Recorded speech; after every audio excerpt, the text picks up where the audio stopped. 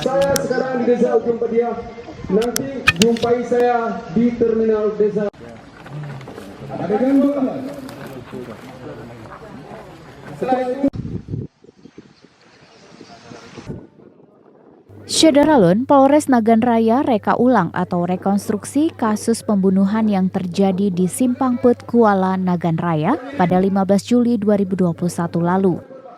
Reka ulang pada Selasa 19 Oktober 2021 siang untuk menyempurnakan proses penyelidikan dengan korban Khairul Ambia, warga Samatiga, Aceh Barat.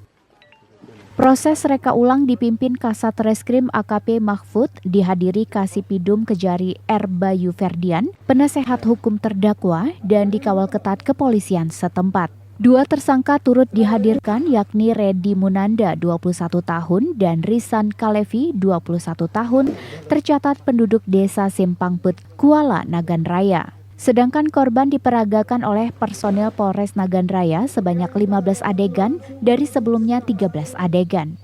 Kasus itu berawal saat korban Khairul Ambia menagih utang 1 juta rupiah kepada tersangka Redi. Namun tersangka tidak terima sehingga ia bersama Risan menghabisi nyawa korban.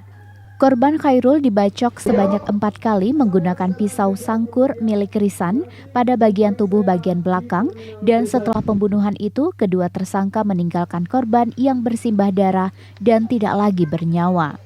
Dari Nagan Raya, Rizwan, Serambi On TV.